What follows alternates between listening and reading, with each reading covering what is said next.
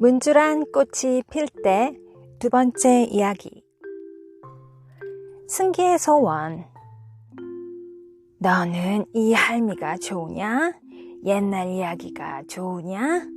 승기가 잠시 생각을 하는가 싶더니 할머니 품속으로 파고들며 코맹맹이 소리를 합니다. 할머니가 들려주는 이야기가 더 좋아. 뭐라고 요 녀석이? 할머니는 승기에게 슬쩍 꿀밤을 먹이며 기분 좋게 이야기를 시작합니다. 오늘 밤에는 아무래도 이야기 보따리를 잔뜩 풀어 놓아야 될 것 같아요. 피곤해서 잠은 쏟아지지만요. 옛날 옛적에 아주 예쁜 공주님이 살고 있었단다. 승기는 두 귀를 종긋 세웁니다. 숨소리마저 죽이고 할머니의 이야기에 깊이 빠져들어요. 할머니의 이야기가 계속 이어집니다. 얼마나 시간이 흘렀을까요? 승기는 자기도 모르는 사이에 꿈나라에서 할머니와 마주 앉아 있습니다. 내가 없더라도 혼자 살 수 있겠냐? 할미가 승기에게 걱정스러운 얼굴로 묻습니다. 할머니랑 오래오래 같이 살 건데 뭐. 어린 승기는 아무 걱정도 없다는 듯 말을 합니다. 내가 그리 오래 산다던? 그럼 아주 오래오래 살고 말고. 이렇게 대답하고 승기는 휑하니 밖으로 나갑니다. 한참을 신나게 놀다가 집으로 돌아왔더니 마을 사람들이 모여서 웅성거리고 있었어요. 옆집 아주머니가 승기를 보고는 끌어안으며 머리를 쓰다듬습니다.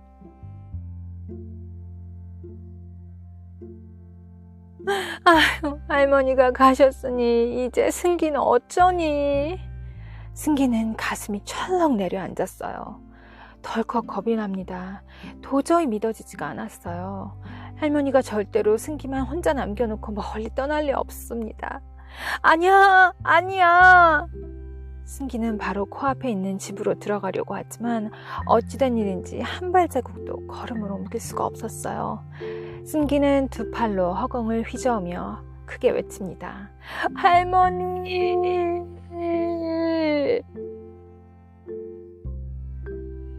그때 가슴을 토닥이는 할머니의 익숙하고도 따뜻한 손길에 승기는 눈을 번쩍 뜹니다. 꿈이어서 다행이다. 무슨 꿈이었기에 그리 헛소리를 하니? 가위까지 눌리고. 승기는 이제 아무 걱정이 없습니다. 할머니가 곁에 계시니까요. 마음이 편안해진 승기가 할머니 얼굴을 뚫어지게 바라봅니다. 오늘따라 할머니의 흰 머리카락이 하얀 문주란 꽃처럼 보입니다.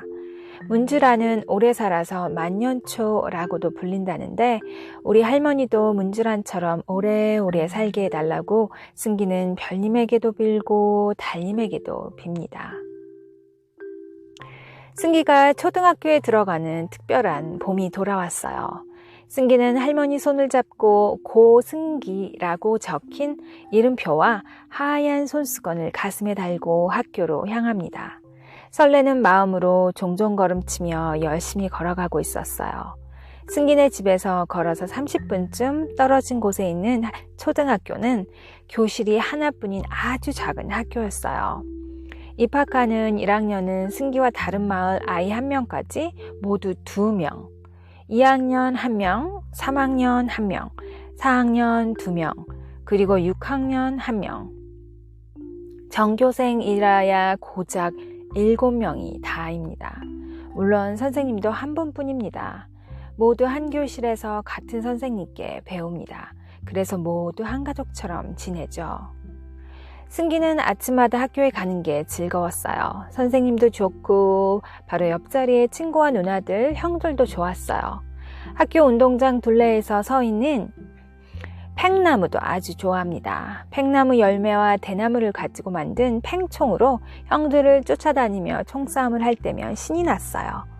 팽총은 작은 대나무 대롱의 양쪽 끝에 팽나무 열매를 하나씩 밀어넣고 대나무 꼬챙이를 한쪽에 꽂은 다음 손으로 탁 치면 다른 쪽의 열매가 팽 하며 총알처럼 날아가는 놀이였어요. 늘 혼자만 지내던 승기는 형들이랑 같이 노는 것만으로도 정말 행복했어요. 여름이 되었죠. 다음 주 화요일은 자연학습의 날인 거 알고 있지? 목적지는 바로 하도리 앞바다 토끼섬이다. 선생님의 말씀이 끝나자마자 모두 책상을 두드리며 소리를 지르고 난리법석입니다. 그 중에서도 가장 좋아하는 사람은 당연히 승기였어요. 승기는 얼른 비밀 놀이터와 바닷가 친구들을 자랑하고 싶어 마음이 급해졌어요. 수업이 끝나자마자 불이 나게 집으로 돌아온 승기는 헐떡거리며 말했어요. 할머니, 며칠 뒤에 선생님이 토끼섬으로 자연학습을 간대요. 그거 참 잘 됐구나. 그날 점심은 우리가 대접하겠다고 선생님께 꼭 말씀드려라. 광경에 놀라는 눈치입니다. 승기는 자기만의 비밀 놀이터를 보여준다는 생각에 어깨를 으쓱거리며 자랑하는 듯 큰 소리로 말했어요. 어때? 여기 멋있지? 선생님은 고개를 끄덕이며 설명을 합니다. 문주라는 해안의 모래땅에서 자라는데 이곳은 우리나라에 하나밖에 없는 문주란 자생지라고 합니다. 기후로 볼 때 문주란 자생지 중에 가장 북쪽에 위치하고 있어서 자연 생태계를 연구하는 데 아주 가치가 큰 곳에 있죠. 그래서 나라에서는 이곳의 문주란을 천연기념물 제19호로 지정해서 특별히 관리하고 있다고 합니다. 선생님이 학생들에게 문주란 가까이 모이라고 합니다. 이 꽃을 보렴. 꽃의 꼭지가 꽃대 끝에서 사방으로 바퀴살처럼 내뻗어 있지? 이런 걸 산형 꽃차례라고 한단다. 그리고 여기 줄처럼 보이는 거 있지? 이건 살이 많은 잎자루야. 잎자루가 여러 장 말려 있어서 줄기처럼 보이는데 줄기는 밑동뿐이고 매우 짧단다. 그 밑에 많은 뿌리가 돋아나 있어서 뿌리줄기라고도 하지. 꽃이 지면 밤톨만한 한 열매가 맺히는데 붉은 빛으로 익는단다. 열매 안에는 씨가 몇 개 들어있지. 솜처럼 생긴 흰 껍질이 씨를 둘러싸고 있어서 씨가 바닷물 위에 떠다니면 먼 곳까지 옮겨갈 수 있단다. 선생님은 문주란에 대해 이런저런 이야기를 더 들려줍니다. 승기는 오늘 선생님께 배운 이야기를 할머니에게 전부 들려드려야겠다고 생각하며 열심히 들었어요. 천연기념물, 산형 꽃차례, 솜처럼 생긴... 선생님, 점심 드세요. 아이들이 우르르 달려갔어요. 할머니도 언제 오신지 모르지만 와 계셨습니다. 토끼섬 문주란들도 하나같이 할머니 쪽으로 고개를 돌렸죠. 하얀 문주란 꽃이 춤을 춥니다. 바람이 시원하게 불었죠.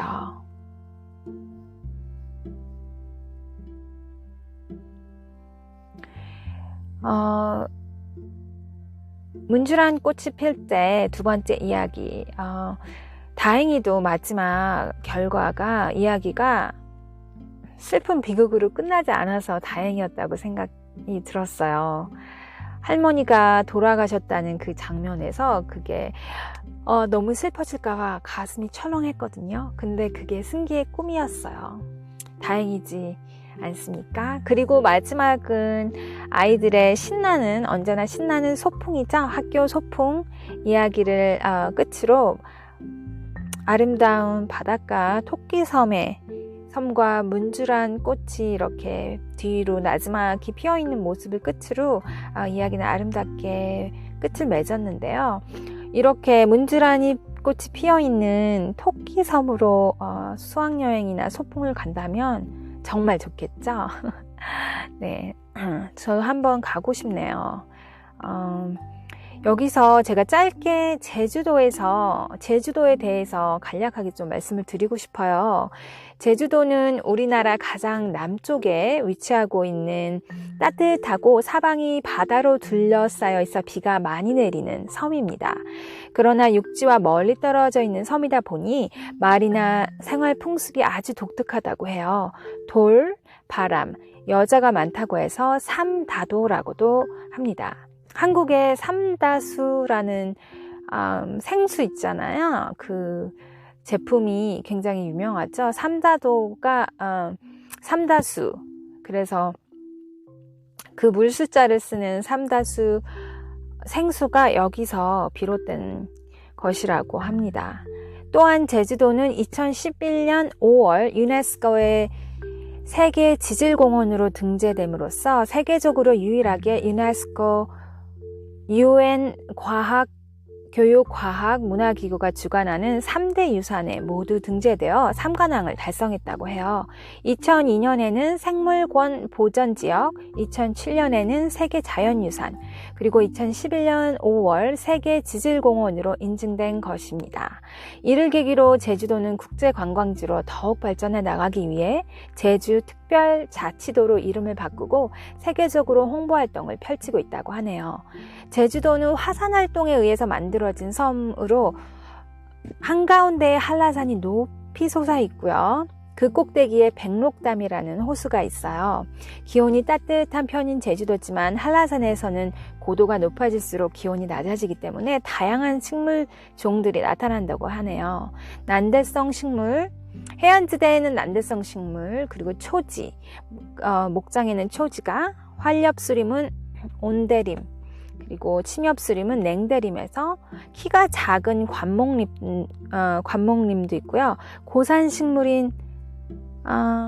고산식물까지 우리나라 식물원이라고 부를 만큼 고도에 따라 다양한 식물군이 분포되어 있는 아주 멋진 섬입니다. 섬의 곳곳에는 오름이라고 불리는 작은 화산, 기생화산이라고도 불리기도 하고요. 360여 개의 용암동굴, 해안절벽과 폭포가 어우러져 아름답고 이국적인 경치를 자랑한다고 합니다. 제주도는 화산활동 때문에 분출된 용암이 식으면서 만들어진 현무암으로 구성되어 있어요. 그 까만색 돌멩이에 구멍이, 이렇게 작은 구멍이 숭숭숭숭 뚫려 있는 그것이 현무암이죠. 현무암이 수직으로 갈라진 틈으로 빗물이 땅속으로 스며들고 그 물이 지하수로 흐르다가 해안가에서 샘으로 솟아나는데 이것을 용천이라고 부른다고 하죠. 그래서 사람들은 물을 구하기 쉬운 해안가에 모여 살고 물이 부족하기 때문에 노는 거의 없고 밭농사를 주로 짓습니다. 제주도에는 제주시와 서귀포시가 있는데 북쪽에 있는 제주시는 삼국시대 탐라국 시절부터 중심지 역할을 해왔고요. 남쪽에 있는 서귀포시는 겨울철 차가운 북서풍 계절풍을 막아주는 한라산의 영향으로 제주시보다 더 따뜻해서 감귤 농사가 많이 이루어지고 제주 관광의 중심지로도 유명하다고 합니다.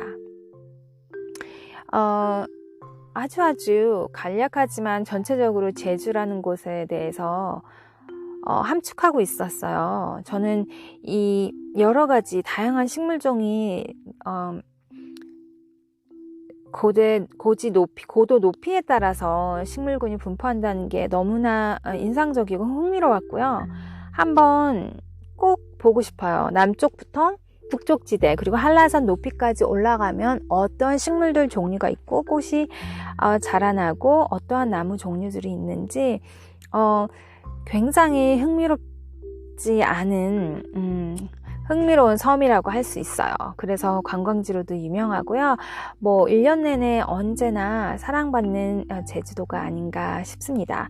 여러분들도 이야기를 읽고 있던 여러분들은 한번 가보셨는지 궁금하고요.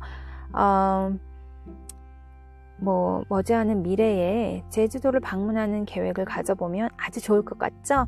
제 개인적인 생각으로는 봄, 여름, 가을, 겨울 어느 계절에 상관없이 가도 그 각각 계절에 맞는 특징이 느낄 수 있을 것 같아요. 겨울은 겨울 나름대로 또 좋고요. 봄이면 봄이라서 좋고, 여름, 가을은 두말할 것 없이 좋겠죠? 문지랑 꽃이 필 때 너무너무 감성적이고 아름다운 이야기 재밌게 읽어봤어요. 여러분들도 함께 즐겁게 들으셨으면 좋겠고요. 오늘 하루도 즐거운 하루 보내시고 다음 시간에 또 만날게요. 그럼 안녕.